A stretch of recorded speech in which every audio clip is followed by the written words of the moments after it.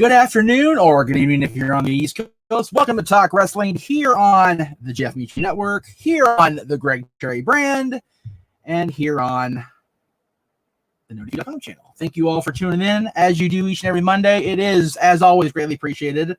I know the overlay that you saw before I came on had what I had posted when I made the show a thing last night in the wee hours of the night, I should say. I will go over Takeover this Sunday. I will make my brief little thing about yesterday's stream, and I will, of course, open up the chat room to all y'all. But before I do that, about an hour ago, I put a post out on social media, and I said I had a blockbuster announcement about tomorrow's Meach's Musings. I didn't say what show it was because I didn't want to be too revealing. I do have Meach's Musings tomorrow. I know usually it's tomorrow's Stat Boy Sports Bar, and that show's time slot is currently up in the air because of a lot of different reasons. Mainly, the NFL can't spank their own ass with both hands right now about scheduling because they suck. So there's that. However, I decided to fill the Stat Boys Sports Bar slot tomorrow afternoon at 6 Eastern, 3 Pacific with Meach's Musings. And I reached out today to an old friend. Hadn't talked to him in a long time. He was on the show many moons ago. Many. More than I care to admit because I feel old when I say it like that. But he felt some hard times recently, and I decided that I was going to. We were just kind of BSing back and forth as we do, he and I. No, it's not Rob Van Dam. I'll tell you that right now. I love it to be Rob, but it's Rob is very busy as he always is, and I'm happy for him. Thank you for the hat compliment, Cleaver. Yes, I know the audio is not clear. I'm having a trouble today. I don't know why it's happening. Working on it the best I can, so I'm sorry, Manuel. Anyway, tomorrow on Meach's Musings, we will have a very, very special guest on the show. Following announcement has been paid for by the New World Order. For the love of God, pause. That's what you get when you don't test shit out before you go live. Anyway, it is a member of the NWO. Echo a restart song, please.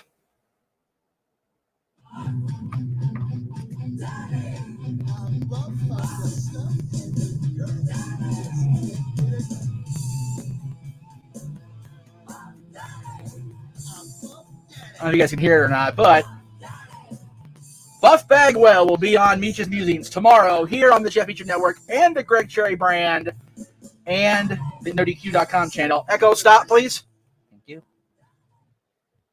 So, there's the big announcement after, God, I think he was last on one of our shows 17 years ago, which is crazy that we've been doing this that long, first of all. But yes, Bagwell, Mark Bagwell, my good friend from back in the day, will be joining me right here in the room on Meach's Musings, so stay tuned for that tomorrow. I did get a message from Statboy, so let me see here. Where is the link? I need the link. Come on, there you go. Let's see. Breaking news as of 2 minutes ago. So it should be interesting to see what we have. Okay, Mikey, if you're watching and it's not wrestling news, I make it quick. I love that you're wanting to get the news out there, but make it quick. And while we wait for Statboy to come on in, hello, G. What's up? How are you, brother? I'm doing good. It's funny that you mentioned Buff Bagwell. I met actually took a photo op with Buff Bagwell back in El Paso, I believe in 2014, 2015. I have the pictures somewhere on Facebook. So, right. Well, this picture of Mark and I was the first time we met in person. We had spoken forever over the phone many times, but this is actually out of Frankenson's out here in the San Bernardino Valley County, whatever the hell it's called out there. JJ no better than I do.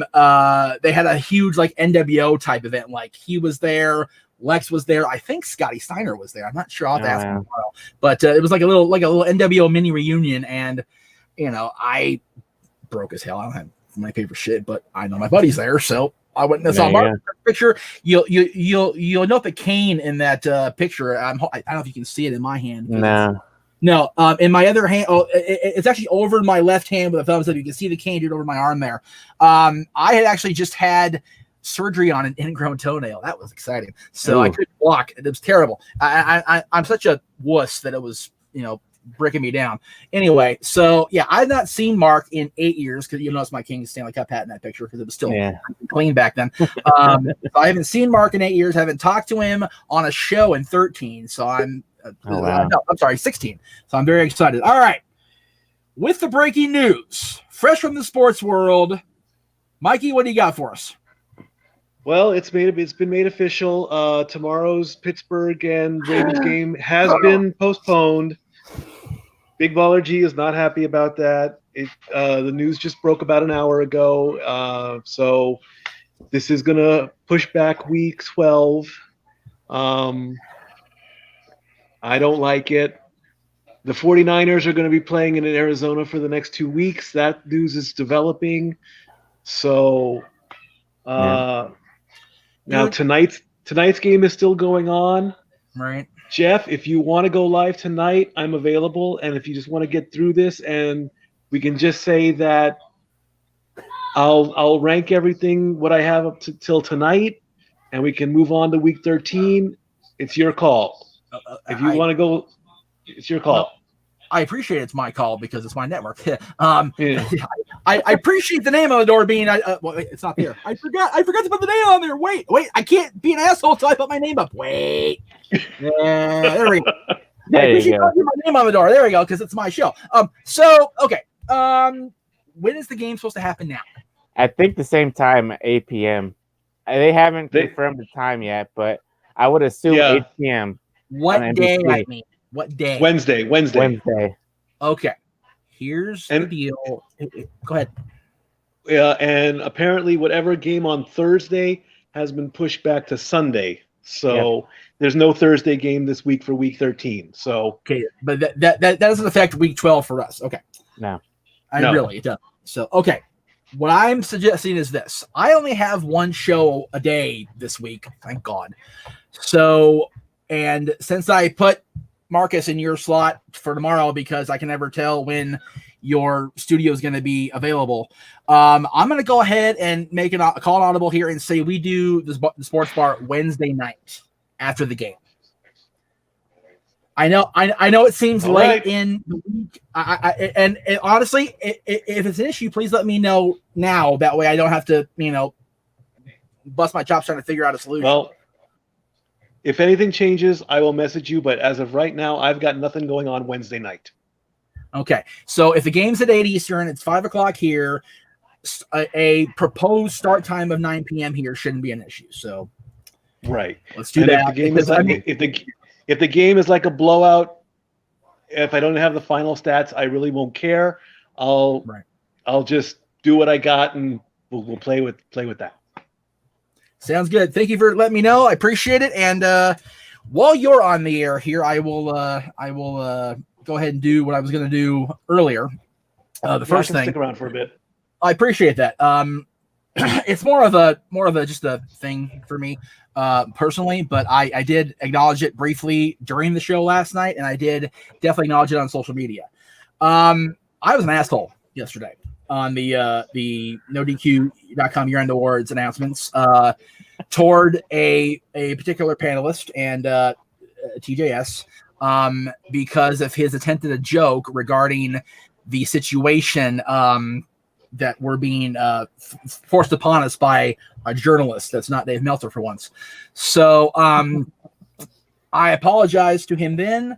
I apologize to everybody out there now watching on all three channels. No excuse for me acting the way I did. Quite frankly, it was a bad day yesterday anyway, and just Tyler's comment just crawled up my butt and died and festered. You're over the edge pretty much. I lost control. I should know better by now after 18 years doing this when to maintain control, right? And I did not do that last night. And I've done that repeatedly with Tyler, and I do apologize for not recognizing that sometimes youth is more exuberant than wisdom. Yeah. So I apologize for being a dick, and I appreciate everybody liked me and came out and supported me. And basically said, kids will be kids, like Cleaver said last night. I appreciate you supporting me here, Colin. The fact of the matter is, people seem to get off on attacking NoDQ.com and attacking Aaron Lately, yes. repeatedly over the last 22 years. This isn't a new thing for us to deal with, right? The fact was we were the pariahs when we started Extreme Mayhem back in 2002 because we were this freaking this dirt sheet that happened to get a podcast stream out there when it wasn't even a thing to be called a podcast back then. But we had people like Bobby Heenan, Mike Tanay, Dusty, Jarrett, not Raven. Maybe, I forget if we had Raven or not. Sorry, Scott. I don't know.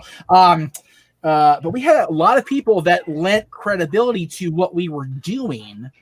So the other shows, started ragging on us and, and talking down to us and everything. So it's not a new thing for us, Aaron and myself, and our previous cohorts to deal with crap like this. The fact is, though, we're not doing anything that nobody else is doing. Okay. Right. Many years, I would do a countdown to Christmas with the women of wrestling dressed in Christmas attire. And I never heard boo from it. And, I'm not demeaning the movement. Let me speak out right now. But the speaking out thing has made everything so amplified and intensified that we can't so much as comment on an appearance of a woman in any way without somebody, sending the PC popo after us. And I think it's bullshit. Right or wrong. Absolutely. So, it's very unfortunate. If that's audio from a game, I need that muted, Mikey, because we're gonna get in trouble. Sorry, dude. It's ESPN. Even better. ESPN loves me. So we've been pinged 5 times by them already this year. So I apologize for what I said yesterday, and my bad. All right. So now that we got the gaga out of the way and I made my piece, let me just comment, since Mark's going to be on tomorrow, his official WCW shirts sucked. Like, they were terrible. I went on eBay and Etsy to find one because I found out it's Mark's 30th year in the business too. Holy crap! So you're gonna have Bagwell on your show live and live in color, baby, with a live mic. I'm coming in. Okay, wait, hang on. Let me. Jeff, where the heck? I can't point in reverse here. Jeff MEACHAM Network. Okay, when the producer says you can come on, Mikey, you're more than welcome. Oh, gee, thanks. You're welcome. I'll do my homework and I'll give him his stats, and we'll see what happens with every other wrestler that has been involved with my stat work. Hopefully, he won't block me on Twitter. Please don't give Mark his stats. It'll just be depressing. No, it won't. He'll be. I would assume that he would be impressed by my work. Did you watch WCW when he was part of the NWO? No, because I didn't really pay attention to him back then. Okay. I liked him better when he was the buff, the stuff, and the girls can't get enough. That was when he was in the NWO. I gotta do my homework then. Say goodnight, Gracie. No. Anyway, okay, so do the homework, do the stats, and then you tell me if his one loss record is going to make us depressed or keep us exuberant during the show. Okay. Okay. Saying, I'll find the good stats. I love you, Mark. You know I do. Okay. Anyway. All right. But anyway, so yeah, his WCW shirts suck. So luckily he has Pro Wrestling Tee store. So I'm gonna take care of the t-shirt thing in that department. All right. So this Sunday is NXT WarGames 2020, as we know. And yes, the American Males Day. Let us not speak of that ever again, ever. And the way I speak of American Males is if Aaron comes on this show tomorrow night and sings the song with me. and the only way that's going to happen is if you guys super chat it on the show tomorrow. There you go. So there you go. We don't send for free, right, Noah? Anyway, so there's that. Okay, so NXT WarGames is tomorrow, Sunday. Whatever the hell, Sunday. Sure it is. I don't even know what day it is. I don't care. Okay, so Sunday, I should know because I'm doing a live watch along, as I'll plug right now since I'm doing my plugs anyway.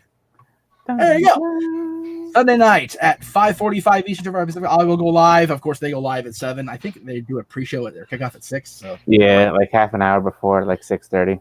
So much like NXT Takeover cards prior to air dates, there's only 4 matches signed, which is fine by me. Yeah. And the cards aren't full yet, which again, fine by me. Yeah. I'm all about surprises with NXT, so that's fine. Yes, Ruben, the American Male song was the worst theme ever. It's worse than All American Boys, and that's saying something. So, all right.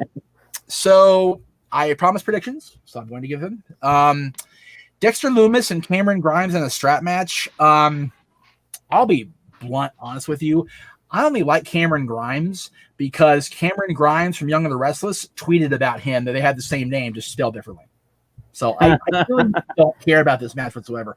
So I will simply say that based on my knowledge of both and what I've seen, that Dexter is going to get upset by Cameron because he'll pull off a heel shady tactic to pull out the victory. Am I off base there, Big G? Because I haven't watched a whole lot of NXT lately, so I'm kind of going blind here.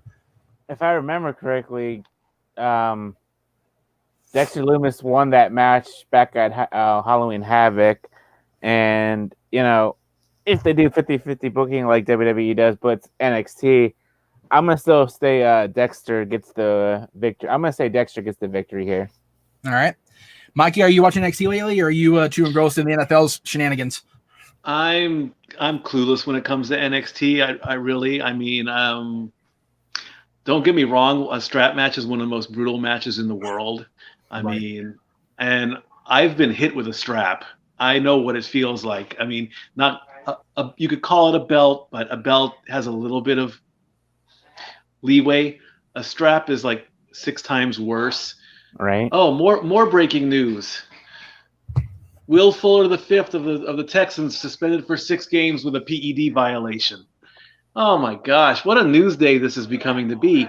So as far as NXT predictions, I'm more engrossed in the football and things like that. So I think I'm just going to bow out of the predictions for now. Okay. And I guess I'll see you all on Wednesday. Yeah. All right. And so just so I'm clear, PED violation, does that mean eternally dipshit at this point? Right? Oh my god. Not a bad idea. No. How do you have PEDs in sports in 2020? What the is wrong with people? I don't know. Irritates me. God damn it. It does. Oh. So all right.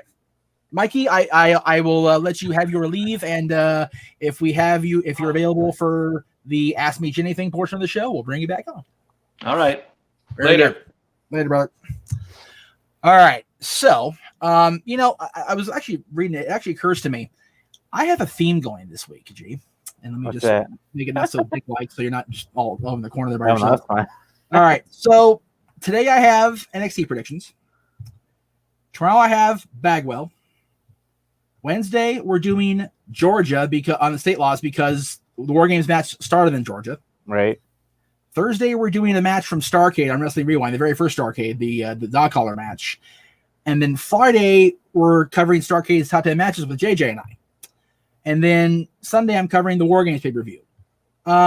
Yeah, this is officially a Jim Crockett WCW week on WWE. Right? It's official. There you go. All right. So, there you go.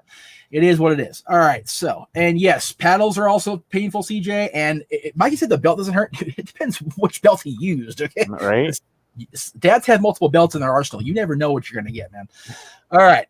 So the next match I have is for the North American Championship. The perennially unlucky Johnny Gargano and Damian Priest both challenging this Leon Ruff kid. I've never seen this kid before. I was like, okay, what happened?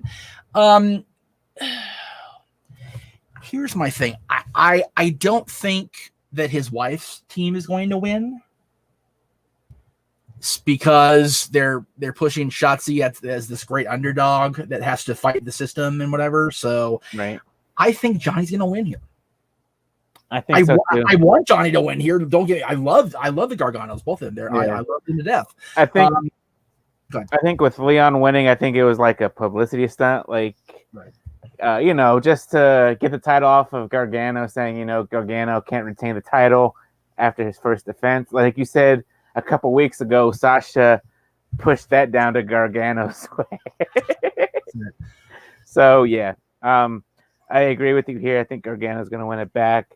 And I see him and Priest continuing their feud. Yeah, it's like, of all things to be passed off the main roster, I don't think Gargano wanted that. No, right? Sasha, what a biatch. Anyway, no, I love you, Sasha.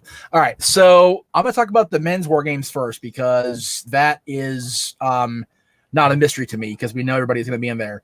Yeah. It's the Undisputed Era against McAfee and the what do they call themselves? I don't know if they have a name. I know it's Dunn, Oney Lorcan, and Danny Burke.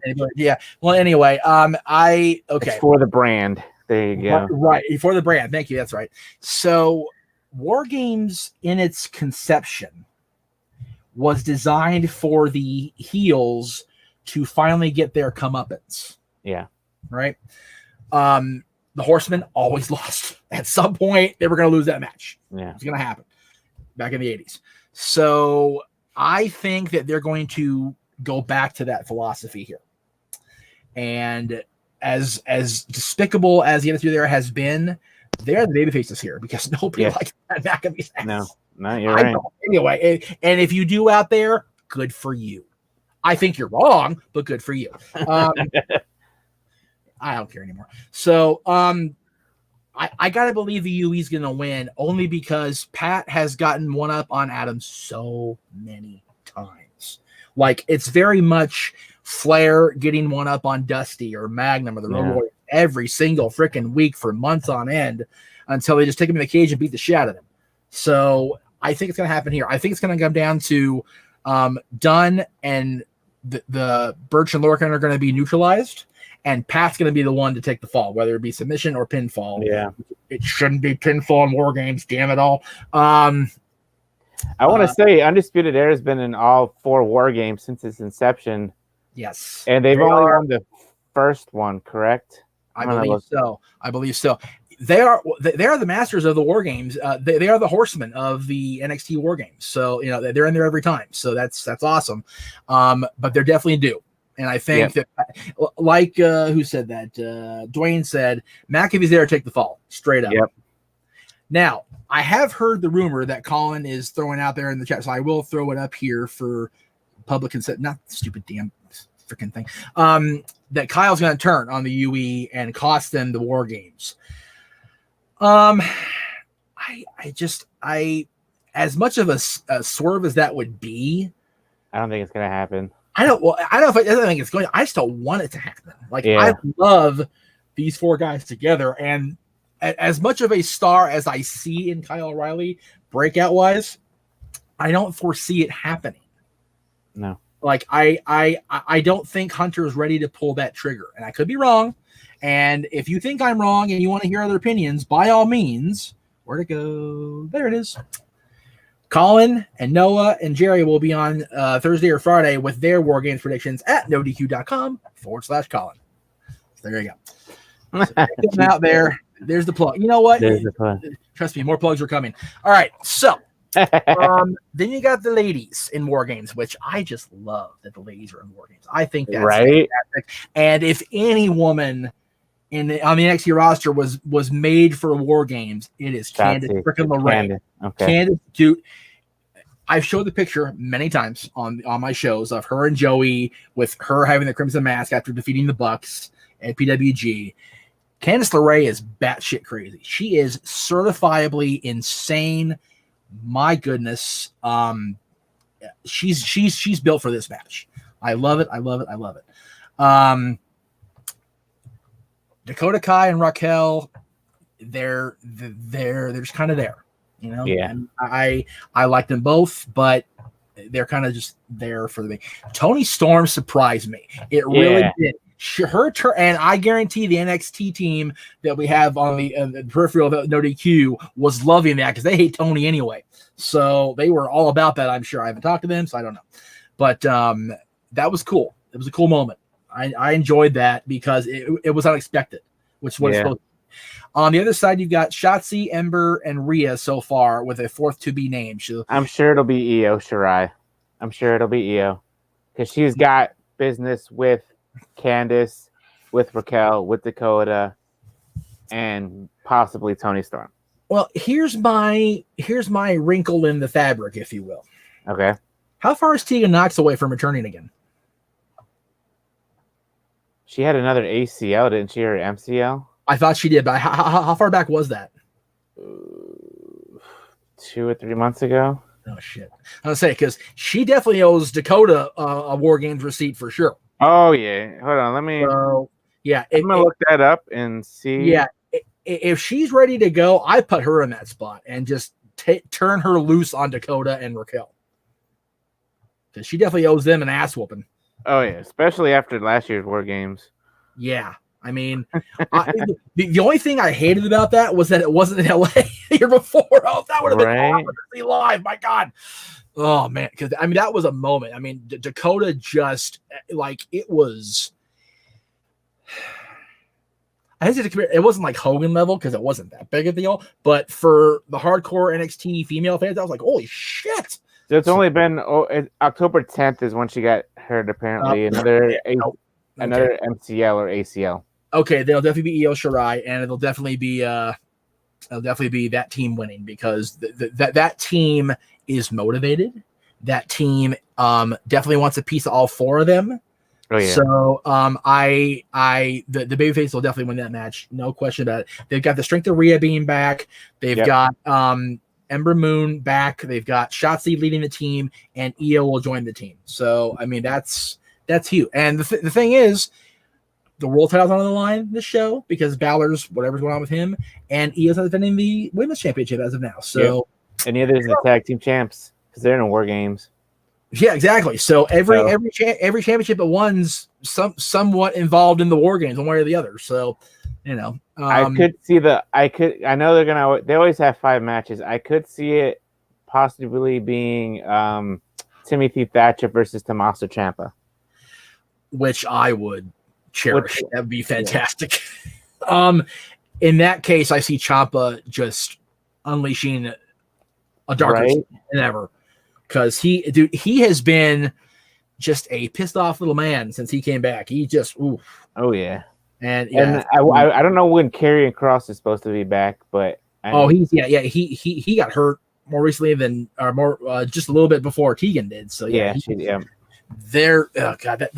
a heartbreaker for him because I love Kross and we all love Scarlett. Not that I'm trying to incite any sort of objectifying or anything for those of you paying attention. God, idiots. All right, so there's the WarGames predictions. There you go. All right, we're only a half hour in. Damn, that moved that faster than I wanted to. Okay, well, in that case, I'll do some plugs. All right, so let's see. So I mentioned the show's coming up this week. Let me get everybody that I was going to plug them last week. I had the graphics all made up, and I got sidetracked and, freaking, squirrel. So, it's I got off track. But first of all, I mentioned earlier, our buddy Colin, the Cleaver himself, NoDQ.com/Colin, YouTube.com/The Cleaver. Yes, he has his own URL on YouTube, which was faster than I got mine, you dick. So there's Colin's plug for his various social medias and whatnot. Our buddy Lisa, who calls in every once in a while to the shows, she is at Twitter at Angel Lisa Marie. Number 2. Make sure you put the 2 in there because Angel Lisa Marie, I don't know who the hell is on there, but it's on her. Right. So make sure you put 2 with her name. So and you can talk to somebody who's sitting there colder than we are because it's cold in Canada right now. So. And I have another buddy. Her name is Laura. She is over in the United Kingdom. She is a user of the OnlyFriends site. So yes, I'm going to cause trouble here. but onlyfans.com/Laura Sens fan. That's her official website. So check her out. She's a friend of the show. She's a great friend in general. She's a sweet lady, and just fun. Cool. All right. Now my own personal grub because I gotta plug my own swag. All right. You're on the YouTube, so duh, you know where you are. Very good. You're on the YouTube. Anchor. Here's my thing with Anchor. I think they stopped my sponsorship after a year. Oh, wow. So I'm not making money on the Anchor right now. I don't know what to do about that. If somebody at Anchor can get a hold of me, that'd be sweet. Because that's my bread and butter right now. Because I'm not making money on YouTube right now. So I will plug the merchandise on teespring.com/source@Mission Network, but I have been advised not to buy any more myself because I have rung the thing up too high. So I will not do that anymore. Of course, you're also watching me on Twitter right now, which I thank you for. There's the Twitter address. Instagram, I can't go live on Instagram because the damn algorithm doesn't work yet, but there's my Instagram. It's the same as Twitter, _Jeff Meacham. And of course, you're watching on Facebook at the Jeff Meacham Network and the Jeff Meacham Network Facebook group. So thank you for that. I think that's it. Okay. What's your plugs?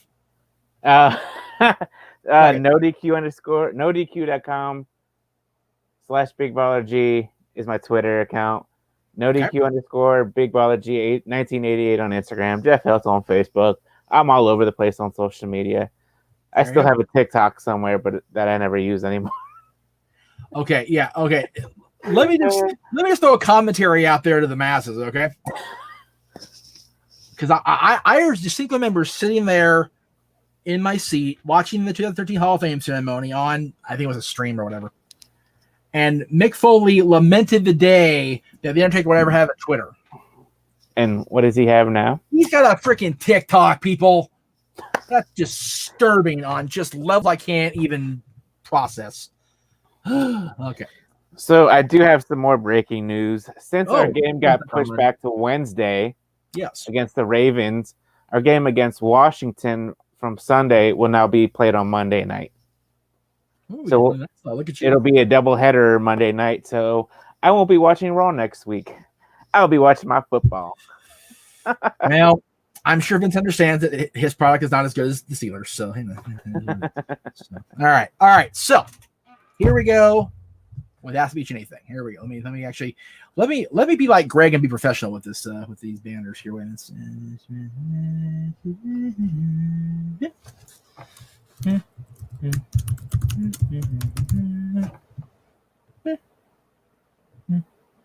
Here we go. Okay. #AskMeachAnything. That's all right. So Brendan says, "What up, Jeff?" And G, since he's here, what match do you think will steal the show at WarGames?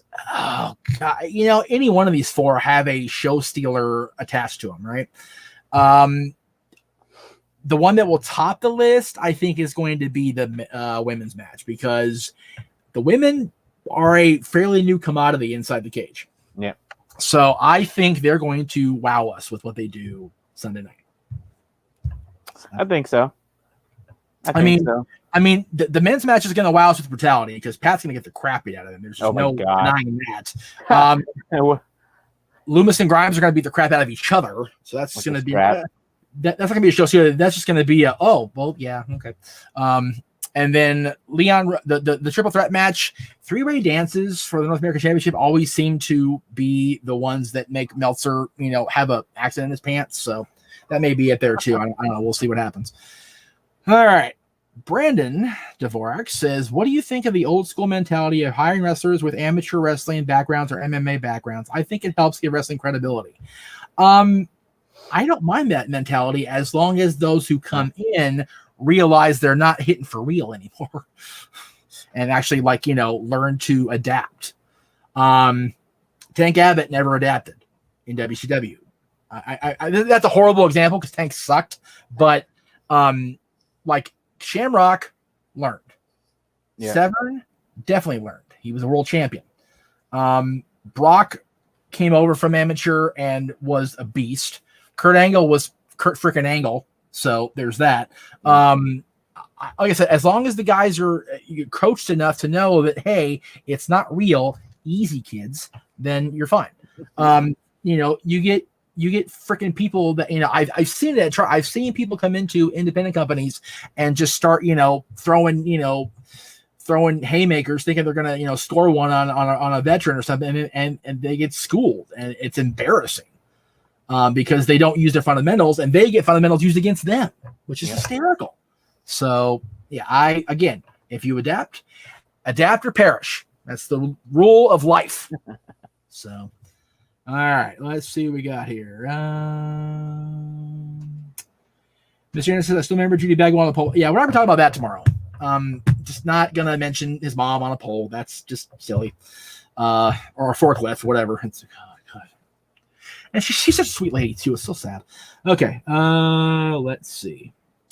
Michael says, Ravens should have to forfeit the game. Yes, they should. You're right. Good point, sir. Let's see. I'm trying to find a question. Okay. There was a question about Buff I saw earlier that I missed in going off on my silliness. I'll find it. Anyway, let's see. I'm just having dead air, and this is not good. So, okay. There we go. All right. Elijah says, Jeff, I got a good question for you guys. How do you guys feel about the Taz and Cody storyline? Is it interesting to you or not? Well, I'm not Taz's biggest fan. That's not a secret, but I do like the story with him and Cody. I think it's definitely got merit. I think so too.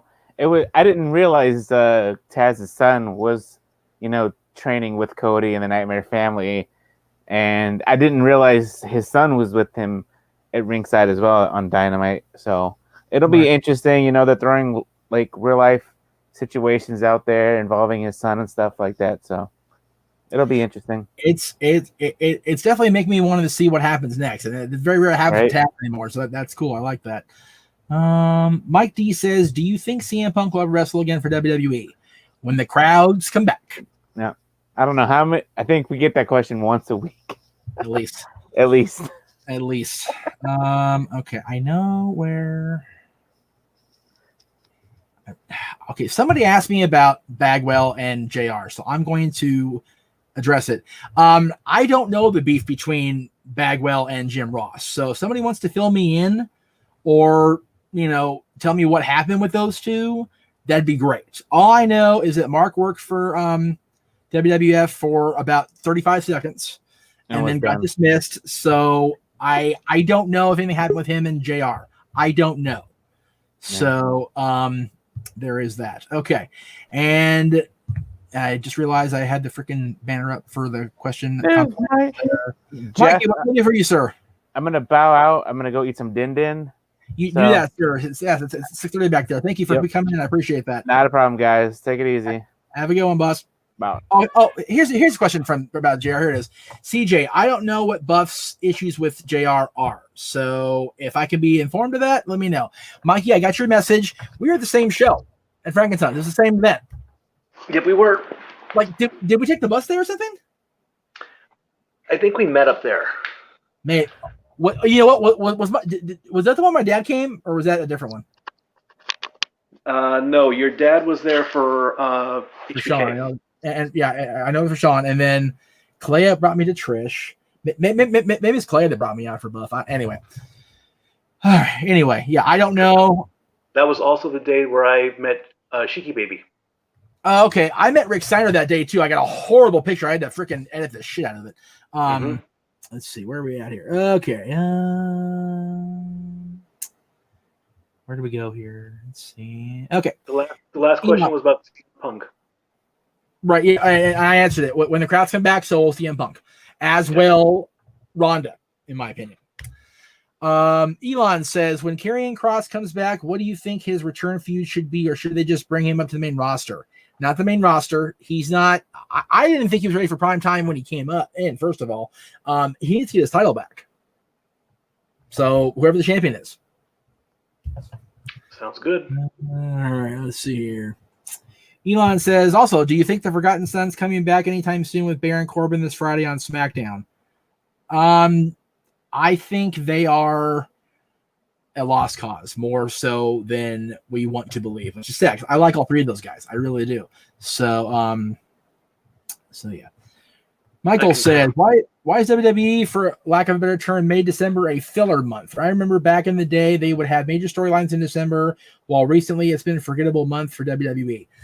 I don't recall that being the case either, Michael. I remember once Survivor Series was over, it was kind of the full speed ahead to the Rumble.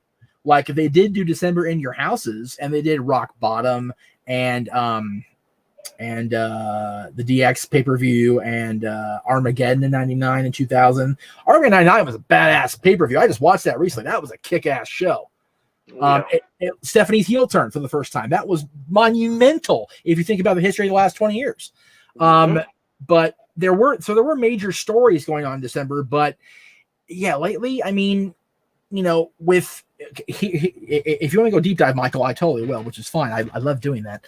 The fact of the matter is they've had so many shows that they have to do filler by default because they have 4 weeks or less to make you want to believe in a story enough to either subscribe or, in the old days, buy pay-per-view. So they're in this formula where they have to do things at Mach 5. So if you don't understand it, you're too young to get off my show. Just saying. Mikey gets it. So I don't think it's a recent problem. It's been a long time problem. The network era has had that problem because we have a show every 4 to 5 weeks, and there doesn't need to be. I said it so many times, and people disagreed with me on my own show about it, and got my ass chapped about it. Rumble, Mania, Money in the Bank, SummerSlam, Survivor Series, lather, rinse, repeat.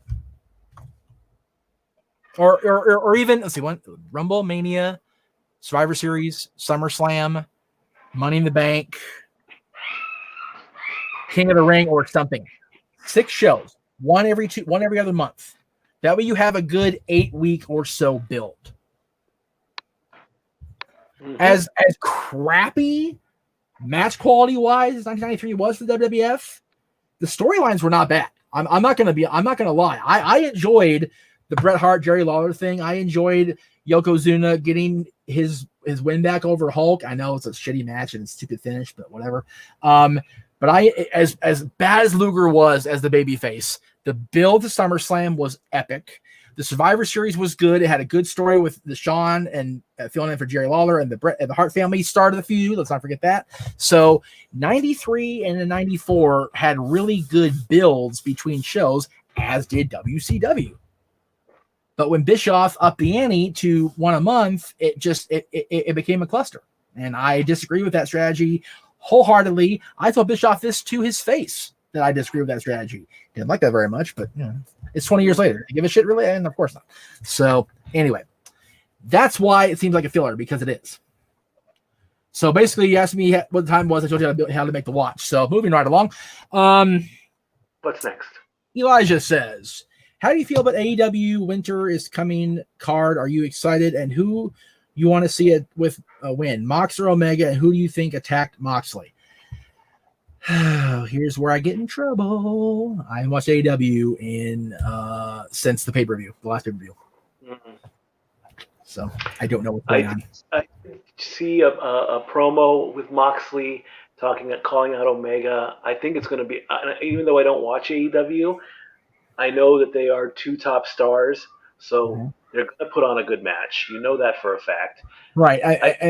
They have history in Japan. Let's not forget that. So and I think that whether you want to call him Ambrose, whether you want to call him John Moxley, I think he's happier in AEW.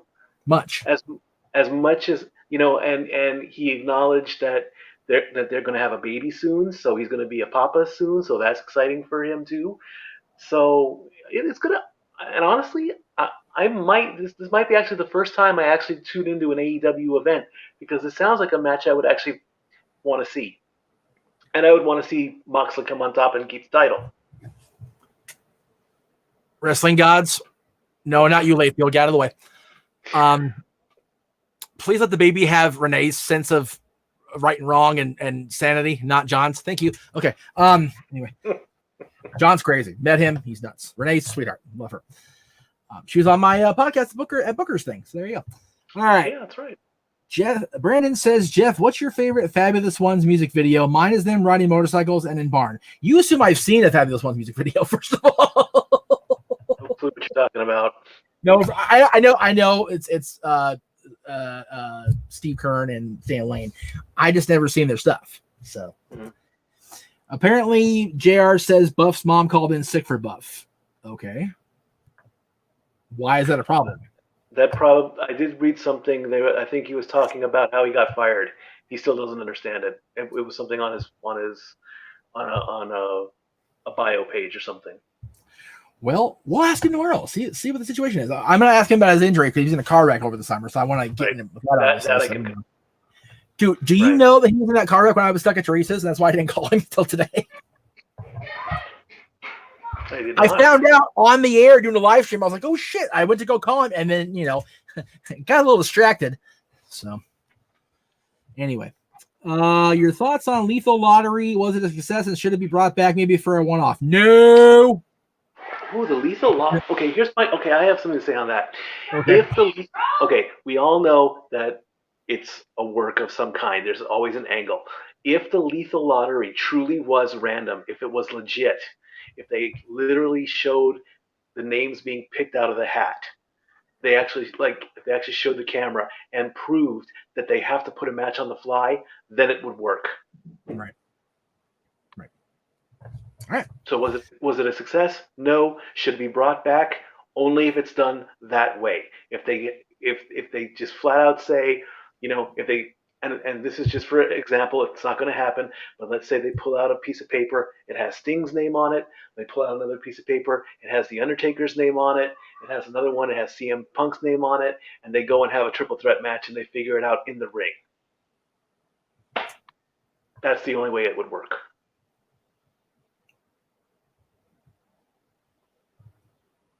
Next question. I'm working on it. There you go. Thank you. Hashtag ask Statboy something. Right, that's it. Something, not anything, just something. Okay, so yeah. Mike D says, do you think The Undertaker gets inducted in the 2021 Hall of Fame or do they wait? Much like CM Punk, much like Ronda Rousey, when the crowds come back, the dead man will be inducted. They are not going to induct the freaking great. They're not going to induct the greatest of all time without a crowd there. Are you kidding me? Come on, man. Okay, sorry. That came off really shitty. I apologize. But it's just common sense. Like, there's no way in hell they're going to induct The Undertaker without a crowd of thousands of people to wish him off and send him off properly. So yeah, the Thunderdome can't contain this. There is no way. If they can do it, but it just won't be the same thing. Right.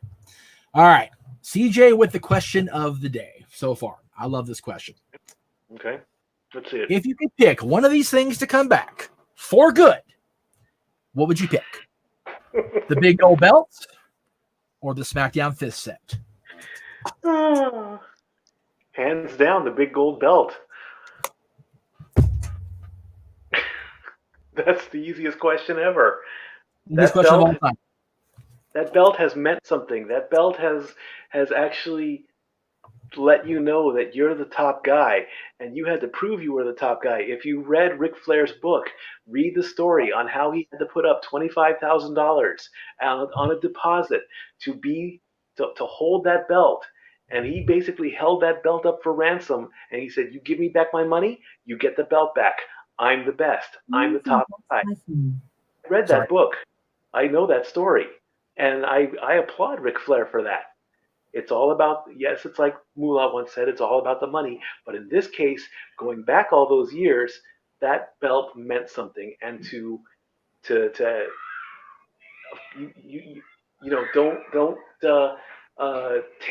cover the belt, don't obscure the belt, because it meant something. That's right, it did. So let me hang on a second here. By the way, those kids are really loud today. Just throwing it out there. Oh, they're playing. I know. Close the window. You got to get some air in here. I got nothing. All right. Yeah, the big gold belt was the only thing that was actually going to make me go to a StarCast. I love Conrad. I love all he had there and all he was doing and all the people he had. The big gold belt almost had me in Vegas. I'll tell you that right now. Like, yeah.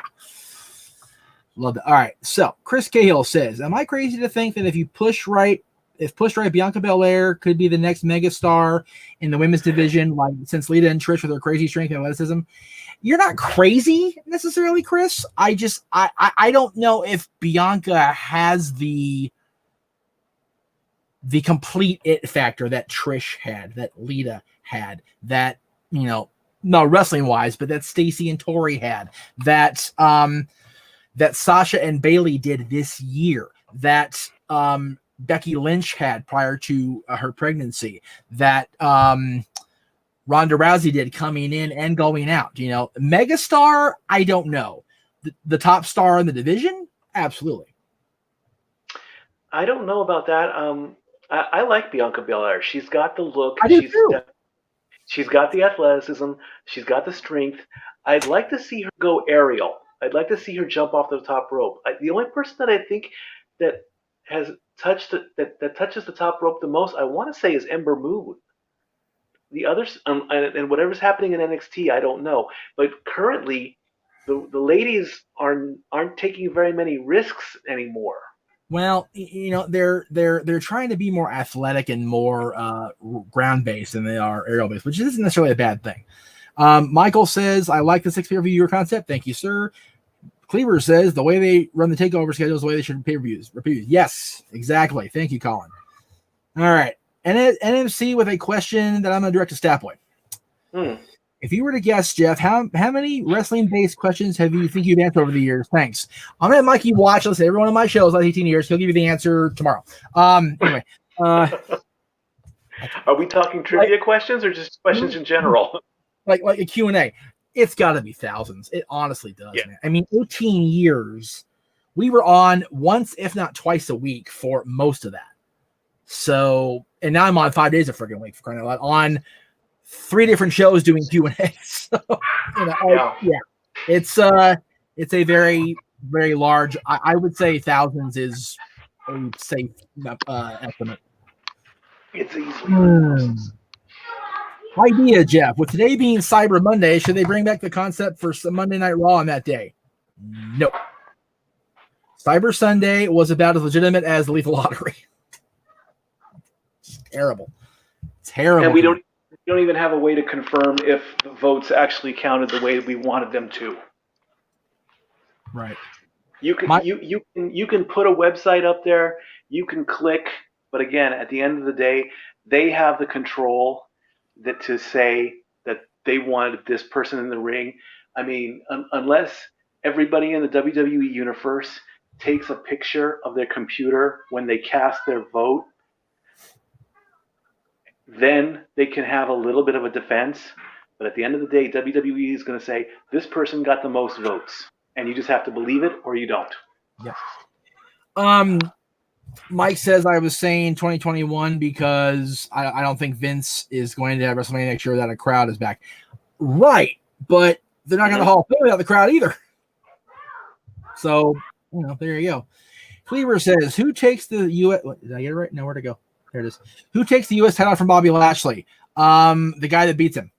I don't know. It could be anybody at this. Yeah, I mean, really, Carl, I don't know because it really depends what they build, going toward TLC. They haven't really built anything yet. They've been kind of focusing on the Hurt Business, doing things as a unit. They haven't really had a challenger step up against Bobby for this particular run yet. So we'll see here in about an hour and 6 minutes, maybe. The only person I could think about off the top of my head would be Keith Lee. Right. Okay. I think he's the only one that can match if we're going on a basics size and strength battle. Right. So, I mean, come on, that like I said for the Survivor Series, that matchup between Bobby and Sammy, that was a joke. I mean, yes, Sammy can claim that he's smarter, but still, he had no shot. He had no shot whatsoever. Michael says, better feud, Edge versus Taker, or Edge versus Cena? Cena. Edge versus Cena. That is a defining rivalry for both of them. And granted, Taker and Edge was a great story for 15 months. just Yeah. dominated Undertaker's life. It really did. But Edge versus Cena is a defining rivalry for both men.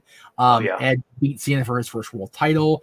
They feuded for the entire year of 2006. Yep. So, that was an amazing story. Dwayne says, who got pushed to the moon faster, Diesel or Roman? People seem to think that Roman got pushed to the moon. I remember 2014, we were all wishing he'd get pushed, and they didn't. Okay? Kevin Nash is the easy answer. He was a bodyguard in June of 93. By the following June, he was an Intercontinental Champion. 2 months later, he was a Tag Team Champion. 3 months later, he was a World Champion. Yep. So, of those two, Diesel got his complete push cemented in 17 months. Roman, it took like 3 years to get him in the world title match, which is bullshit. So, totally agree. If Paul Bearer was Pringle the third, who was 1 and who was 2? I never asked Percy that. I never really got that story out of him, and I regret that now. But I'd love to go back and research the history of the Percy Pringle name, because I know there are more than one Percy Pringle. That's why he was the third. But I never got the whole story of why that was a thing. So I'll have to check with him or his family or something like that. Mike D says, whose return for major injury were you more excited for? Edge in 2020 or HBK in 2002? Well, I know Mikey's going to say the Heartbreak Kid because that's his favorite of all time. I'll tell you what. Sean's was a build. Like, we saw him come back wearing the NWO colors. We saw him, recruit Hunter to Raw. We saw Hunter turn on him, and then we saw the return. Edge came out of effing nowhere. I don't think I've popped that loud for something that wasn't something I did in years. Like, I go back and watch that video, and I am amazed at how completely crazed I was when Edge came out. And I was so mad because I was here working, and my son and my dad were in there watching the living room, and Dylan is losing his mind. I'm like, what? I run in there and I see the replay. Dude, I get the goosies. Like, just, oh my God, it was so cool. And it sucked so bad he got hurt. Oh, anyway. And I know, like I said, Shawn Michaels coming back was more of a overall redemption because he got right with the Lord. He got clean. He found his family. He married his Rebecca. He got the kids. His life came into place. So that was a great life story, right? Edge was just an amazing pop. My brother knows me very well. It's very true. I mean, Shawn was my favorite, going all the way back to 94, 95, and then when he turned heel in 96 and then lost the belt to Stone Cold and whatnot. And then I didn't know about I knew about the back problems. I didn't know about the drugs. I didn't know about whatever issues he was going through. I certainly gave him a boost when he turned his life over, which was the best decision he could have made. And then I'm hearing, oh, he's coming back, and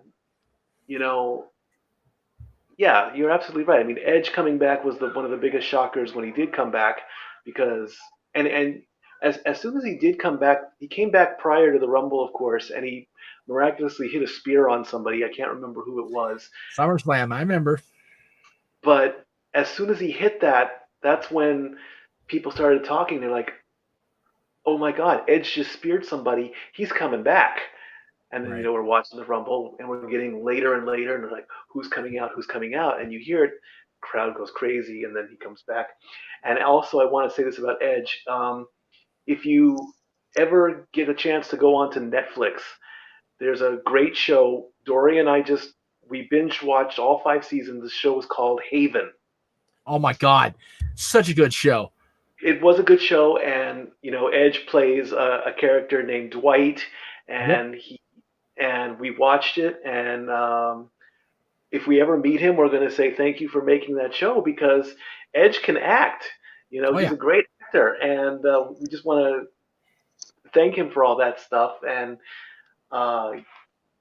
when we were watching the show, I was kind of getting a little bit mad at it because they would do the cliffhanger endings, and it would Like remind the me show, of Jay. yeah, exactly. We would say that when the credits would pop up. I'm like, Dory, I hate this show, and and then I compared it to Once Upon a Time Oh because God. yeah, it's like because everybody, Once Upon a Time, Storybrooke is in Maine, Haven is in Maine. Both are towns that are not supposed to exist. Storybrooke has characters. Haven has people with curses called troubles. So you gotta if you haven't seen this show, and I know it's a 5-year-old show because it took place in 2015, but go back and binge watch this, and you're gonna love this show. And for those of you not Disney fans or ABC fans, Once Upon a Time is on Disney Plus, and it's worth the 7 seasons. I promise you. I don't know about the 7th season. You know what? People shit on that season. I admit at first I was like, oh f, but it grew on me. I enjoyed the way it all played out. I really did. I was happy at the end of 6, but that's just me. Well, so was I, but they were trying to milk that cow for all it was worth. So It is what it is. Disney doing that? I can't imagine. Anyway, Kyle says, who do you go see going to the Hall of Fame first, Taker or The Rock? Put them both in at the same time. No. Wrong stat, boy. And by the way, I'm going to call you on your stat you just messed up. First of all, you said Shawn turned heel in 96, lost title to Austin. He turned heel in 1997 and lost the belt to Austin in 98. 96 was his babyface year, brother. Okay, so I was off by 2 years. Shoot me next time. Stat boy has failed me. Ugh. On Shawn Michaels, no less. Ugh. What are we gonna do with you, Mike? Anyway, yeah, right. That's it. So that's it. The rule that makes no sense anymore. Anyway, you never don't put those two together. They are headliners on their own. Yeah. Well, that's and that's the promoter in me saying, okay, I have Dwayne 1 year, I'll have guaranteed sellouts both years. There you go. I think at this stage of the game, Undertaker's going to go first, only because Rock is still doing his thing in Hollywood and still very, very busy. So we'll see how Mania plays out with the legend thing of him and Roman, but I wouldn't count on that happening. I just realized I didn't mute Facebook, which screwed me just then. So, okay. Let's see what Matt Ruby sees. Okay. Okay. Hey, Cleaver, don't worry about it, brother. It's all good. It's all good. You're good. All right. It's raining in Philadelphia right now. It's raining. It's raining pretty CJ good. says, Playing rain. when Brock comes back, who should he face? A retirement window. I'm done with him. I am so done with him. Well, to be fair, you and I have personal reasons, and that's not fair to the audience. But I have liked him since he came back again for the same reasons I don't like him now. So I don't want him to come back. There's nobody left, really. There isn't. I mean, he conquered the streak. He destroyed John Cena in the middle of the ring in front of all of us, which is horrible. Yeah. Just horrible. He's run through everybody. So, I mean, Drew, but you Drew, whatever. So that happened last year. There's nothing more for him to do. Put him in the Hall of Fame and be done with him. Yeah, please. Yeah. Lardy Boy K. If you put people Hall of Fame together, Lesnar and Sable. There you go. Riddle will take the U.S. title off of Lashley. I think that's what the segment between him and MVP was last week. No. Like I said last. No. Well, no. Like I said last week, Matt Riddle is one of the few people I will remotely root for Goldberg against. I can't stand that twerp. He bugs. Okay. What was the bigger? For one, he needs to wear boots. Well, I don't have a problem with that. It's not going to do that for 20 years. I don't have a problem with that. I have a problem with his whole attitude and that it carries over in his real life because he is a arrogant whatever. He wishes he was RVD dude. Like, dude, screw you. Seriously. All right. What was the bigger pop? Edge 2020 or Cena 2008? That's it. Because there's two reasons. Because of the sheer number of people, Edge. but because of the unbelievable emotion, also Edge. John came back from a career-threatening injury, but we all knew he was coming back at some point. It was just early. We were told flat out Edge was never going to wrestle again. He said it time after time. Like, it wasn't a hard decision because it was made for me. I didn't have a choice. And somehow, in that 9 years, something was. Now, here's my thing on that. Now, from what we've been told, and correct me if I'm wrong, Statboy, Edge had the same problem with his neck and spine as Steve Austin and his age, spinal stenosis. Yep. Here's my thing.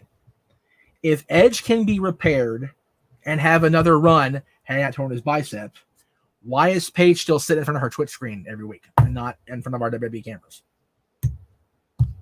Only Paige knows the answers to that one. I would love to ask Soraya that, because that's potential wasted. And by the same definition, we were robbed of a full Steve Austin comeback 17 years ago.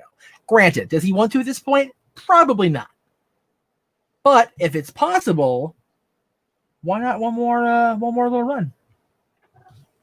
I think he's perfectly happy doing the podcasting, and He totally is. And by the way, I need to call myself out. I was a big fat liar on my own timeline. I don't like Steve's beard. No, it's gross. It's an IPA, which I don't like. I don't like IPAs, and I didn't know it was an IPA when I bought them. So I have the one can up here on my bookshelf, empty, because I drank it and suffered. The other one is still in my refrigerator, stone cold. Well, I think eventually, and this was just a planning thing, and I messaged you earlier about it. I think what I need to do, we need to get a bottle of Jericho's Bubbly, we need to get a case of IPA, and we need to get a bottle of the Undertaker's wine.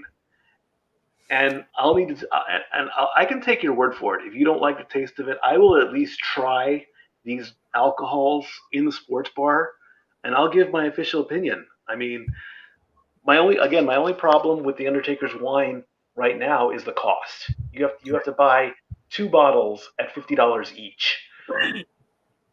And I'm sorry, I can go to my local grocery store and buy a nice bottle of wine for about I don't want to spend no more than $20 on a bottle of wine. I just realized there was a comment when the show started about my audio being shitty. Yeah. The microphone is right here. Bring the microphone down. Hi, everybody. Dumbass. Where's Walter when I need him from Jeff Dunham? Dumbass. I haven't seen that yet. Now that y'all can hear my ginger ass. Hi, welcome to Talk Wrestling. 68 minutes in. Dumb shit. Okay. Good grief. Colin says, what was the bigger comeback this year? Edge after the 11-year hiatus or Roman after a few months? Edge. Okay. No, I'm going to disagree with you. And I'll tell you why. Edge came back, had the Mania moment, and then got hurt. We haven't heard from him since. Roman took the time off to avoid the COVID thing with his leukemia interacting, came back and flipped the script. Roman turning heel is a nominee for headline of the year this year for NoDQ.com. So let's not, so is Edge, obviously, but let's not glaze over Roman's heel turn that we've all been clamoring for like a pack of freaking Pavlov dogs for 5 years. So I say Roman, personally. All right, let's see. Elijah says, again, I haven't seen AEW in like a month and a half, so AEW questions are going over my head higher than the moon was last night when I tried to take a picture of the eclipse and ended up freezing my nuts off. Anyway, Mikey went bye-bye. Okay, bye-bye, Mikey. Mr. Anderson says, who do you think will win the triple threat tonight on Raw to face Drew? Probably... I know it's Keith and I know it's Randy, so the third guy. I forget who the third guy is, but it'll probably be him. Dwayne says, where did you go? I think it was a glitch. I'm still here. Okay, very good. Has Adam Pearce officially retired, or just being that uses he's officially retired? He retired 6 years ago. He I don't know if he's got neck. I don't know what Adam's story. I don't know if he's got neck things or whatever, but he willingly walked away 6 years ago. Laid the title down in the middle of the ring in Australia. Had a couple more matches with Cole after that, and a few more outings or whatever. But he officially stepped away for good in 2014, and he immediately went to the PC to be a trainer. And they went, we got something here. So I like him. He's a great guy. All right, this is a very easy question. I love it. We keep asking about Punk because people know I have mixed feelings about CM Punk, but I do respect the man greatly. Who do you think would get a bigger pop if their music hit the Royal Rumble? CM Punk if Rumble was in Chicago, or Stone Cold anywhere? Punk in Chicago. My God, the freaking Rosemont Horizon would explode. Are you kidding me? Holy balls. Or Soldier Field, wherever the hell they're going to have it, wherever. That would be tremendous. I can see the scene. You hear the opening riffs. He comes out, and he doesn't even have to get into the ring. He just has to stand there with his gear on, and then it's like the people in the ring will, if they don't know about it, they'll just be like, "Oh, great, Punk's here, great, wonderful," and he'll just take his time. He'll get on the microphone. He'll get on the headset. He'll talk for like 5 minutes. He'll get in the ring. He'll probably do a few moves, get out, and the crowd will still be chanting, no matter what.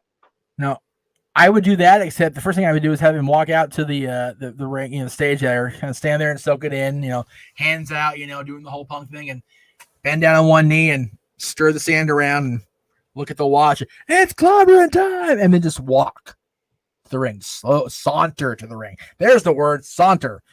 Today's word is saunter. Ah, okay. Anyway, all right. So, and if you don't know that one, you're also too young for the show. Get the hell out of here. Anyway, that show's 32 years old. So yeah, 32.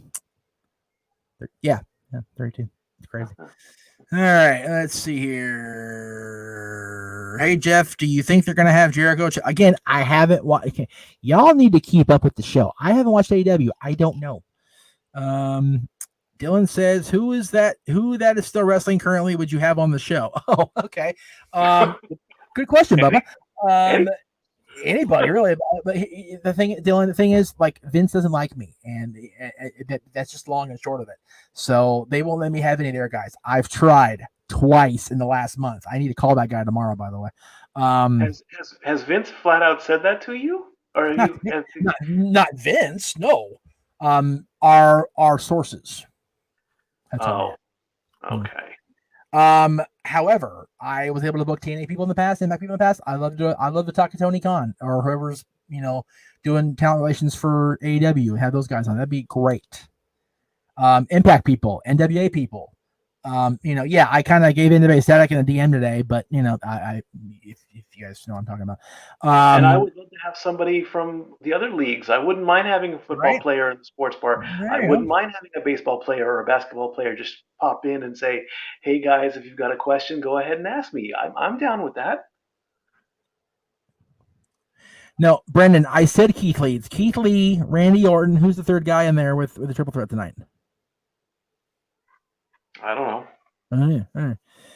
Let's see. My favorite beer is Blue Moon Mango. I don't know what flavor of the beer it is, but I know JJ's roommate is very fond of Blue Moon. So, I am not a Blue Moon guy. Nope. Picture Stat Boy drinking wine. I will make people super chat to see that happen. I will, because wine is not our thing at all. Good grief. Hey, if you guys want to be generous and send a bottle of Undertaker wine here, you paid for it. I'll gladly drink it on the show. That's it. Elon says, "What do you think is the biggest what if in wrestling?" Ooh. This is heavy. I like it. The biggest what if. There's a couple answers I can put out here. So I'm gonna go ahead and let this one be for now. We'll percolate about it, and we'll come back to it. So good question. There's a very good question, and that's gonna be our closer tonight. So that'll be the closer. All right, let's see here. Let's see, Cleaver. What place should the WWE pay-per-view get first, the UK or Japan? The thing with Japan is that New Japan is so entrenched there that it's hard to get WWE booked in there unless they work out some kind of like agreement type thing. The UK definitely deserves a mainstream WWE pay-per-view. They haven't had one since the Ruthless Aggression era, which is bullshit. So Yeah, if you remember the 90s, takeovers, but you know. if you remember the 90s, we did have SummerSlam in the UK. My question would be, why hasn't WWE done anything major in Mexico? Why not have a pay-per-view in Mexico? With all they do is house shows, and I think they might have done a Raw in Mexico, but there are a lot of barriers to cut through that a lot of us don't know about, honestly. Mexico's just in place to try to run a business, especially Mexican wrestling. It's like the freaking mafia down there, dude. It's nuts down there. All right. My answer to that question would be Japan, because the UK has already done pay-per-views there, even though it's been a long time ago. Right. Parker Reyes says, was Punk supposed to do an interview with you? No. That was never going to happen. I never even tried for that. My thing with Punk is a private matter. However, he ran into my father at the 2000. Oh boy, what was the All-Star game that was here, Mikey? NHL 17. When was what? When was the NHL All-Star game here? 17 or 16? I want to say 16. Okay. Whatever year it was. It was already after he'd been gone for a while. But Punk's a huge Blackhawks fan, as is AJ. So they were. He was for sure at the skills thing the night before the All-Star game, and ran into my dad. And my dad, just talking back and forth with him, just kind of shooting the breeze about, because he noticed that my dad knew who he was, right? So they're just talking, and my dad asked Punk if he could autograph his business card, his company name with his name on it. It's not his company; it's the company he works for, with his name on it, and for autograph back for me. And he goes, sure. And he looked, he signed, he goes, MEACHAM. Is your son named Jeff? And I went, and it was in that moment that my balls crawled up into my thighs. So the fact that Punk knows who I am, dude, mad props, good or bad. That's cool shit. So anyway, I got respect for Punk. If he comes back, great. If not, I don't begrudge him a damn thing. I don't. I wouldn't know what to say to him, honestly. I mean, yes, I would probably mark out, and I know wrestlers don't like that. Right. It's kind of like the Joker says in The Dark Knight. If I have a plan, or it's like I'm like a dog holding onto a car. I wouldn't know what to do if I had it. That's the same thing with me. When I met HBK, I tried to stay as calm as could be. I gave him his book. I was happy, but it's like. And that was a planned interview. We knew he was going to be there. If I see him in the street, or if I see him at a restaurant, and I'm like, then I would do the, oh my God, there's HBK. What do I do? What do I say? I would forget my name. So that's the same thing here. If I have times to plan it, I probably still wouldn't know. I mean, he doesn't want to talk about WWE anymore. I get that. He did his thing. Right. I know he likes. I could talk to him about hockey. I could talk to him about comic books. MMA? I could talk about MMA. Other than that, I would only ask him those questions, say thank you, and you're free to go.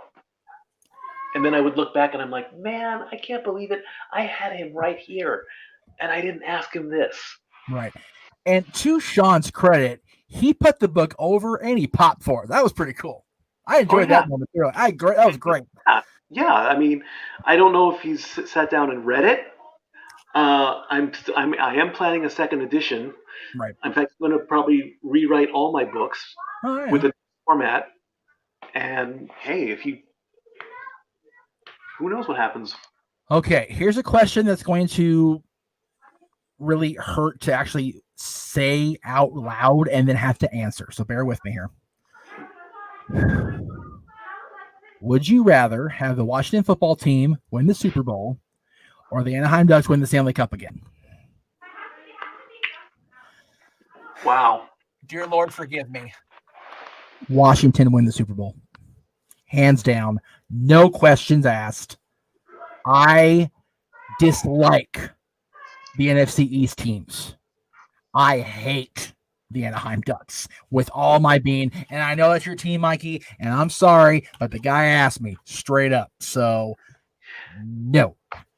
The Ducks, no. I would have picked a different team other than the Washington football team, but Right.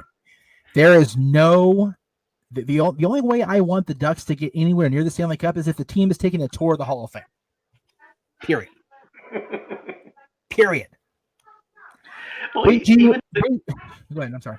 even if the Ducks miraculously in 2021 get their second cup, it's not going to solve anything. The rivalry is still going to be as strong as it is between LA fans and Anaheim fans.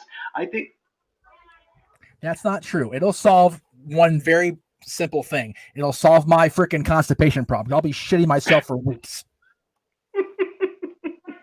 Anyway, Big G, the $5 super chat early about 15 minutes ago. Sorry, Jeff. 3:40 Eastern.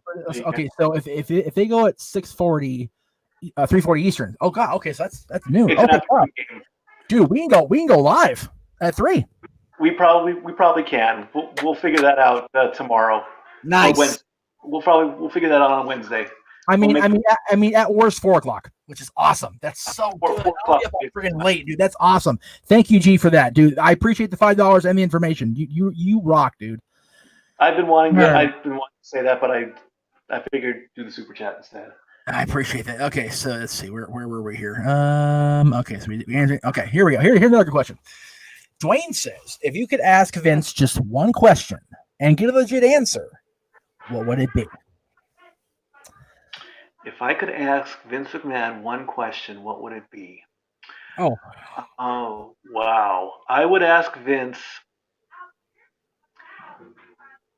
are you completely satisfied with the way your company has gone with you at the helm? he would probably say yes because he just believes it. So, honestly, you know what I'd ask him? I would ask him. God, this is another good question, another tough question.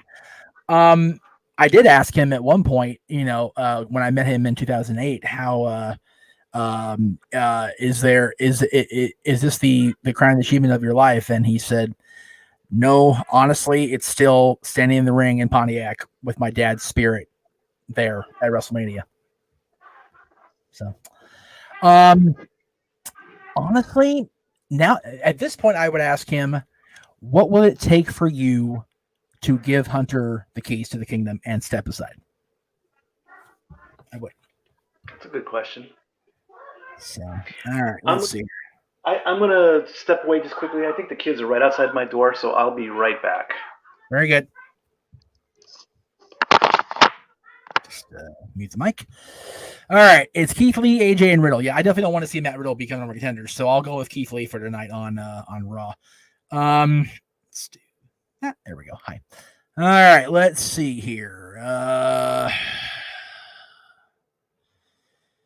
What do you think about the winners of the 5-on-5 Survivor Series matches face each other at TLC to the number one contender for the Bland? That's basically the thing that JJ pitched last 2 weeks ago on Dad's about having the winners of Survivor Series go into the chamber and compete for a title shot. So there you go. The idea has merit for sure. I like it a lot. Thank you, D. It was 2017. That's what I thought. They did the Beast in the East thing in 2015 with Brock Colin, but it wasn't a name pay-per-view like Mania, SummerSlam, whatever. There you go. Let's see. That's why I don't have any more. Let's see here. Well, I mean, I appreciate that I have a major voice. I just don't honestly think of myself as that guy who, gets the attention of the big names. Like, I know some people know who I am and they're my friends, and that's fine. But, I mean, Punk, I've kind of, ragged on him quite a bit. So it was pretty cool to have respect. That was actually kind of nice. Let's see here. I like this one. Mikey, you can answer this too if you want, even though it's directed at me. If you could manage any WWE superstar from the present to the past, who would you manage? Oh, boy. Okay. Very simply, I would manage. This is going to surprise people because he's going to say Hogan, he's going to say Austin, he's going to say Cena, he's going to say his buddy RVD. Ravishing Rick Rude. And I'll tell you why. As great as they were together on TV, he and Bobby did not get along. And there was a lot of strife with him in the office, I've heard, because of Bobby. If I were to take over Rude's reigns, he'd have been world champion in 1990, in my opinion. Well, my answer would be easy. I'd be part of DX. I would come down to the ring with DX, and I would love to be on the microphone during a live promo, or I'd be the guy just sitting there. You know, they tell the jokes, and then you cut to me with that face or whatever. Or, you know, I'm the guy that sneaks in the ring and ties their bootlaces together, and they fall to the ground or whatever. I don't know. So you're Hornswoggle with full height, basically. Yeah, basically so. But yeah, it would be DX, and it would have to be Hunter. It would have to be Hunter and Sean. Maybe bring in the Outlaws and X-Pac as well, and we'd be like a band of 6. And then they'd get tired of me, or Creative would kick me out, and then I'd probably just retire. You'd end up in a box going to OVW. Anyway, did you like the New Year's Revolution pay-per-views? And if so, what was your favorite? 2006. Easy. The Ascent of the Rated R Superstar. My significant other and I watched that live and bawled like children when Edge won the title. So I agree. Brendan says, I'm a Ducks fan, Oregon Ducks fan. Attaboy. Oh, you mean that team that lost to Oregon State this past weekend? My cousin was an Oregon Duck. You watch your foul mouth. I'll kick you off your own damn show. Oh, wait, this is my show. Why would you do that to me? Because you're ragging on the Oregon Ducks. My cousin is an Oregon Duck. Damn it. Oregon State was on our TV, and we have an important reason as to why, which I will disclose later. But sorry, Oregon is not undefeated anymore, thanks to the Beavers, and that's all I'm going to say about that. It's never good when your Beaver best you. Anyway, there we go. You dirty old man. Yeah, and this is new information because favorite wrestler with a favorite movie with a wrestler in it. Oh God. Okay, let's go back in the Casas years, about 6 years. Wow. God. Honestly, Rocky 3. I'm going all the way. I'm going into the 80s. I'm going to say Princess Bride. Okay, yeah, you're right. Yep. Okay, I agree. I always forget about Princess Bride for some reason. I don't know why. Yeah, it's a damn good movie. movie. If I have to name a quick top 3, Princess Bride, Rocky 3, and then I'm going to throw in The Condemned, because I think The Condemned started everything. Or maybe. Yeah, but the Condemned came out first, and then the Marine happened, so that's why I would put those. Nope. Marine was 06. Marine was 06. When was the Condemned? 07. Thanks, John. Okay, I like military. To be fair, the Marine is what turned me back on to the C Nation, because I was hating on him all year. So. You know what? I seen the Vince comments. I just thought of a great question that I would ask Vince if I could. Okay. Did Randy really sleep with Stephanie? Boom. I would. If I was guaranteed a straight up non-bullshit answer, I would ask him. I would. Do you really think he would know the answer to that question? Yes, he totally knows. He totally knows. Because if that really happened, do you really think Stephanie would tell her father that? Considering the age she was, dude, he found out. Okay. Tough subject. I'm going to leave that there for you to read. I just got turned on to the Pac-12 this season, okay? That's all I'm going to say about that. Oh, listen to him backtrack on the non-expertise. Listen to that. No. See? Hold on. Backtracking. I am not backtracking. Okay?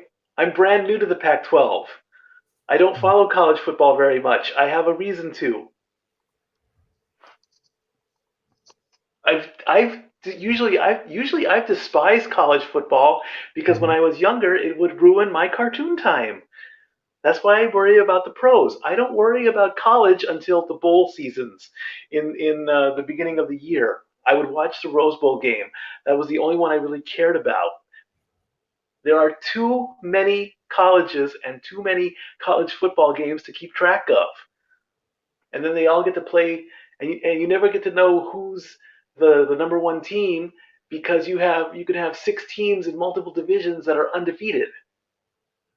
I think even Obama once said, put those teams into a bracket and let them battle it out until there's one team left. Rant over.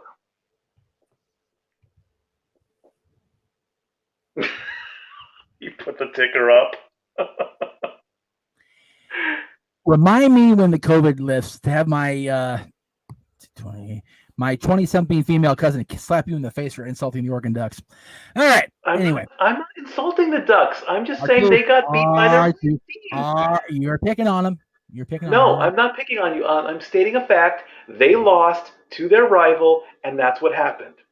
It was one game. Don't try to make this conversation with the facts, sir. I tell the facts. And don't call me Shirley. Anyway, Oregon lost. Straight and simple. They lost to a rival team. Get over it.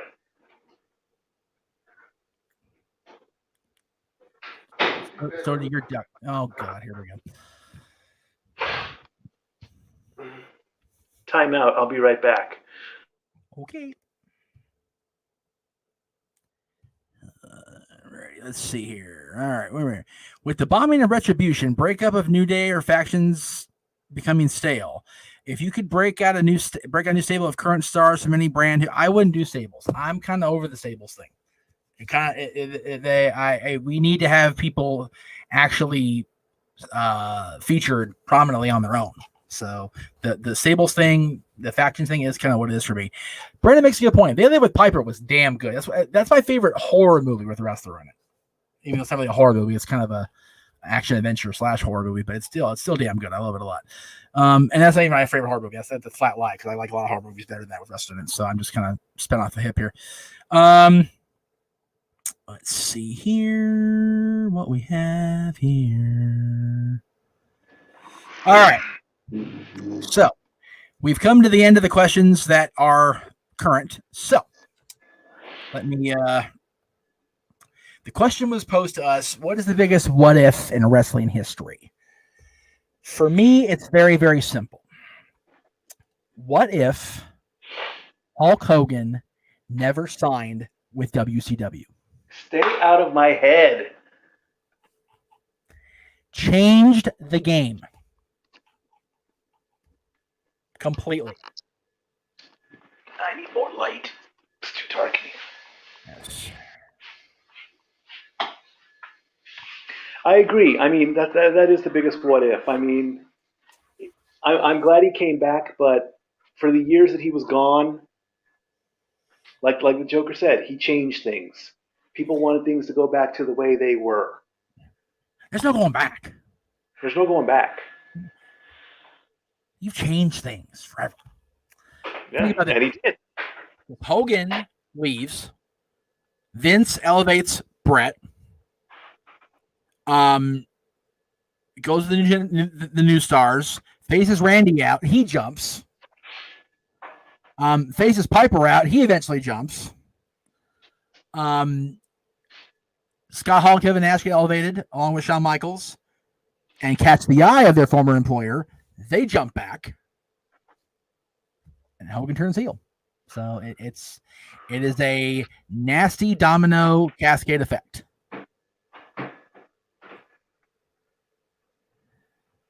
I totally agree. All right, we got about half an hour before football, and I'm going to take my leave, and I'm going to say thanks for having me on the show. And again, Again, the news: 12:40 p.m. is the new time Pacific. for 12:40 Pacific for the Steelers and Ravens. Tentative schedule to go live Wednesday afternoon, 4 o'clock. It's tentative. If I need to go at the nighttime, I will. Yep. And I don't want to ruin anyone's dinner or anything like that. So I will see you all Wednesday after the game. Okay? Have a great night, Stat Boy. We'll see you Wednesday, brother. Bye. All right, there we go. Thank you, Stat Boy, and thank you, Big G, for being along for the ride. And I'm sorry, Colin, you couldn't be along for this show, but I understand. So, let's see what we've got here. Damn, this freaking thing skips like crazy. Bigger potential, Keith Lee or Big E? Keith Lee. I love Big E. I think he's a great guy. I think he's awesome. But Keith Lee has potential for days. Let's see here. What if WrestleMania 1 Bomb was a damn good what if? I mean, that was everything. And what if Taker never wrestled WWE? These are all great, what if Bret Hart didn't lose Survivor Series and wasn't screwed? What if Bischoff had won and people purchased WCW? What if Vince had not won the war? There's so many what ifs. But I honestly think that Hogan crossing that line into WCW in 1994 really changed everything. It gave Bischoff and by association WCW the momentum to combat and go to Monday nights and fight, and they made a hell of a fight out of it. So there you go.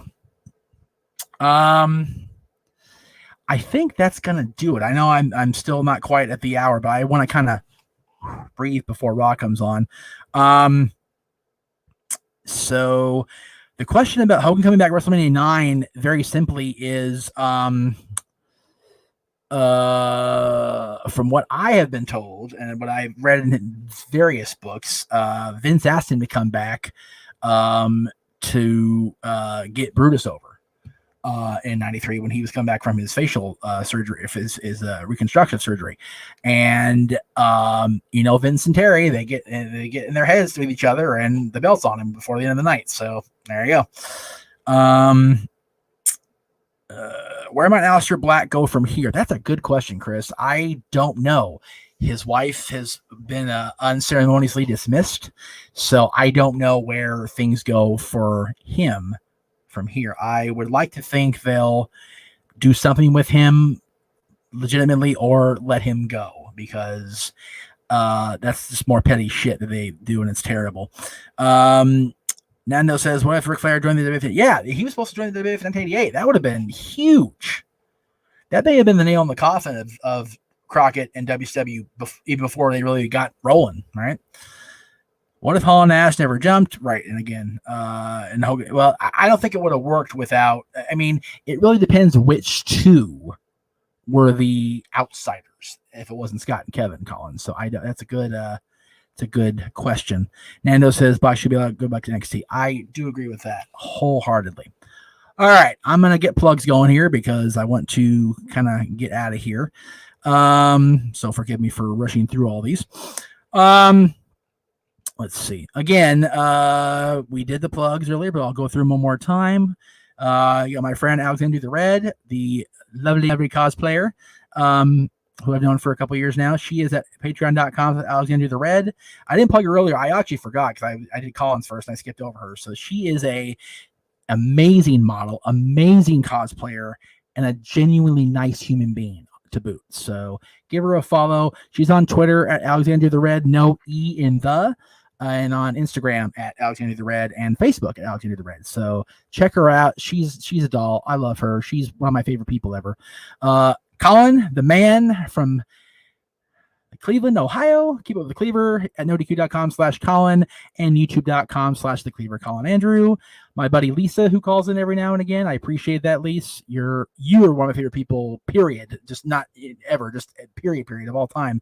At Angel Lisa Marie 2 on Twitter. Check her out there. My buddy Laura out in the UK at onlyfans.com/Laura Sends Fan. Of course, NoDQ.com/Big Baller, NoDQ_Big Baller G on Twitter for Jeff. LB Stat 1977 for LB Stat Kid with 2 D's. 1977 for Mikey, who just departed. Oh, okay, I missed that. My bad. Sorry, Colin, I missed that. I don't know. I mean, again, it's very much like the documentary says. The stars aligned, man. I mean, you had Hogan and you had Scott and Kevin Cross. It all came together in that moment, and it was really something. It was something to behold. Mike D and Psychojet Black with a similar run of questions, so I'm going to answer them kind of thing. Owen Hart not dying would have meant him and Brett would have probably retired either that year or the year after, like they were supposed to, and set off into the sunset peacefully and calmly. It would have been a lot better story. If Eddie didn't pass away, I don't think Chris Benoit would have snapped his twig, for lack of a better term. So, yeah, if you watch Dark Side of the Ring, that completely destroyed Chris, was Eddie's passing. It was the worst thing that ever happened to him, and it was very, very bad. Terrible for his state of being. Again, you can find me here on YouTube and on NoDQ.com's YouTube and on Greg Cherry brand, so let's not shun those. You're watching, I appreciate it very, very much. You can also, let me get rid of that. There we go. Very good. You can also catch me on Anchor. If somebody can find out where I get my sponsorship reinstated, that'd be really nice. I appreciate that. And at teespring.com/store/Jeff Meacham Network. No hyphens. Love it. On Twitter, you're watching me right now. Appreciate that. And _Jeff Meacham. Instagram, same thing. And Facebook.com/Jeff Meacham Network and the Jeff Meacham Network in Facebook groups. Again, it's a huge week for all of us at the Jeff Meacham Network. It's really, really awesome. We're going to start off we're going to continue Hot Shit. We did a pretty good show today. It's a pretty good show, in my opinion. I don't know. Let's see here. Reading the comments here. Thank you, Mike. I appreciate that. Thank you, Kyle. Appreciate that. So tomorrow at 6 Eastern, roughly 3 Pacific, give or take, I'm going to call him in the morning and we'll iron things out. Buff Bagwell returns to a Jeff Meacham broadcast for the first time in 17 years. I haven't caught up with Buff in a long time about a lot of things. He was in a car accident earlier this year, so I want to touch base with him, see how he's doing physically, how he's doing mentally, and what is next for Mr. Mark Bagwell. Wednesday morning, my time, afternoon, your time on the East Coast, 1 p.m. Eastern, 10 a.m. Pacific, is the Greg Cherry Show on all 3 channels. Again, we'll be doing wrestling talk and football talk and what's trending now, weird Georgia laws, and the Wednesday Q&A. That's me and Greg and whoever else he brings in the room. It's Greg's show. It's his prerogative, right?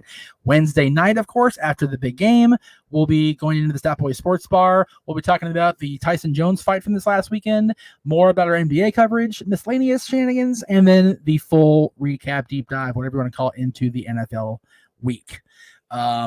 Is Buff Bagwell Hall of Fame in your opinion? I will answer that tomorrow when Buff is on the show. I will leave that for then. Thursday on Wrestling Rewind with Greg Cherry and myself, we will be watching one of the featured contests from the very first Starrcade back in 1983. It is a dog collar match. Yes, that is a real dog collar. Yes, it is Roddy Piper. Yes, it is Greg Valentine. That'll be coming up Thursday on Wrestling Rewind here on the Jeff Meacham Network, exclusively on the Jeff Meacham Network. And then Friday, also on the Jeff Meacham Network exclusively, you will see the dads, not always on wrestling, as JJ and I cover our top 10 all-time best Starrcade matches going from 1983 till the year 2000. And of course, Sunday night at 5:45 Eastern is my exclusive watch-along of NXT WarGames, exclusively right here on the Jeff Meacham Network at 5:45 Eastern, and of course the Takeover event starts at 7 p.m. Eastern for out here on the West Coast. Thank you all very, very much for watching for the last hour and 45. I appreciate the support. Again, I appreciate the forgiveness and my transgressions over the last 24 hours. It is greatly appreciated. I love you guys. You guys are what keep me going. So I greatly appreciate every one of you being here. And we will see you tomorrow on Meach's Musings with the return of Buff Bagwell. See you tomorrow. Good night, guys.